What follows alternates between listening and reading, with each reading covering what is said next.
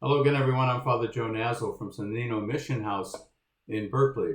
There's an old Jewish folktale about the day God walked into heaven and found out that everyone was there. Well, the Creator was a little concerned about celestial credibility. If everyone made it to heaven, after all, where was God's judgment and where was God's justice? So God decided to punish the guilty. God summoned everyone around the divine throne and had an angel read off the first commandment.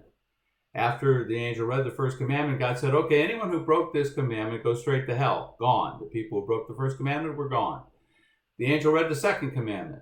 Anyone who broke this commandment goes straight to hell. Gone. And this went on through the first sixth commandment. When the angel arrived at the seventh commandment, the angel looked around and there was only this lone figure, a recluse, standing alone there before the divine throne, feeling pretty smug and self-righteous. God looked up and saw this lonely figure standing there and said, well, this isn't going to be much fun. After all, God didn't like to eat alone. He told the prophets to paint heaven like this eternal banquet where there would be the finest wines and the richest foods. So God decided, I'm going to welcome everyone back and shout, okay, everyone, come on back. Well, this angered the recluse when everyone was forgiven, and the recluse said to God, well, this isn't fair. This isn't just.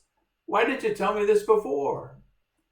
Well, God did tell you this before. In the parable that Jesus tells in today's gospel, God functions out of a system of mercy and forgiveness rather than human fairness. In the story, the recluse is kind of like the scribes and the Pharisees, or Jesus' own disciples for that matter, to whom the parable of the vineyard owner is addressed. Remember, the story is told in the context of the religious elite complaining about how much time Jesus was spending with sinners, with those who were outside the law. Those who were following the rules, those who were keeping the law, were frustrated because Jesus was not holding them up as models of sanctity, but rather focusing his attention on those who were outside the law, the outcasts. In fact, Jesus was paying more attention to some of the most blatant abusers of the law. Notice how the parable is very clear that the holy ones, those who had dedicated their whole lives to the law, who had worked all day in the vineyard, that they were indeed saved. But those who spent most of their lives making poor choices, making poor decisions, perhaps living scandalous lives, would also be accepted if they accepted God's invitation to work in the vineyard, to be employed in the reign of God. They too would receive the reward, the same as those who had toiled all of their lives in the service of God's reign. Jesus also directs this parable to his own disciples, who just before this in the gospel were reflecting on how much they'd given up in order to follow Jesus. And so they were asking, what's in it for us? The parable reminds us that salvation is not based on a merit system, but on a mercy system created by God. Salvation is based solely on God's generosity, not as a reward for our good works or our good behavior or what good we might do with our lives. We try to live good lives, we try to practice good behavior as a response to God's mercy and grace.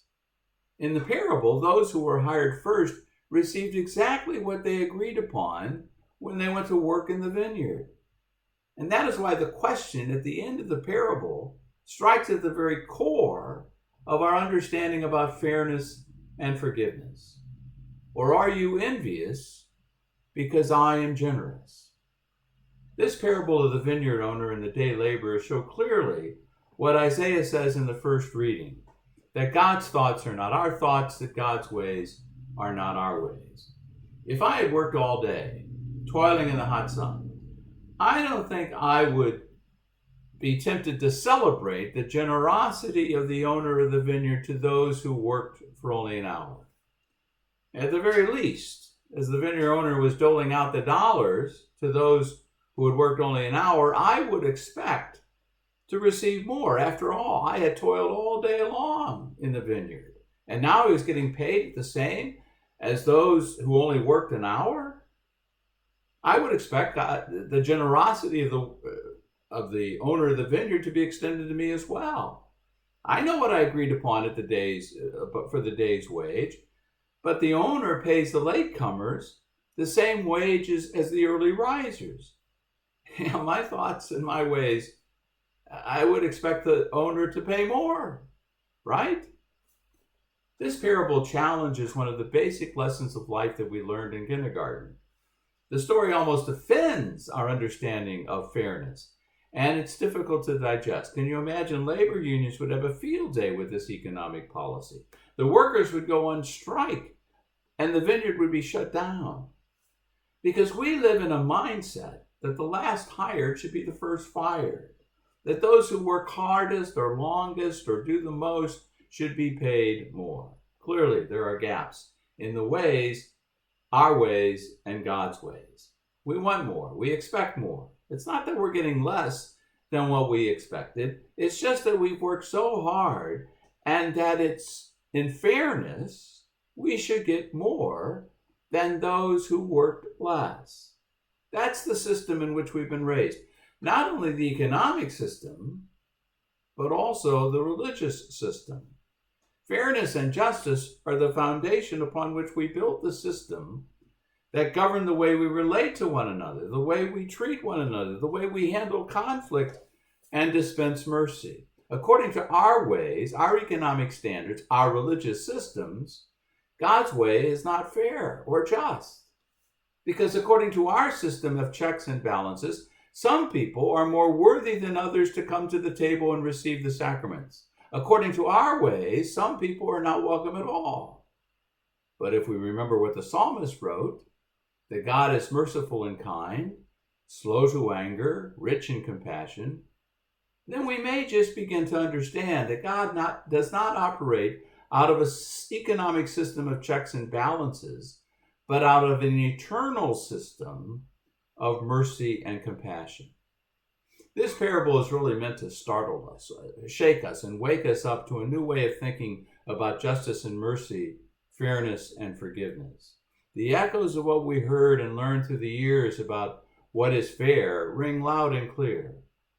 But these echoes are stilled by the news that God's ways are not our ways, that the last shall be first, and the first shall be last.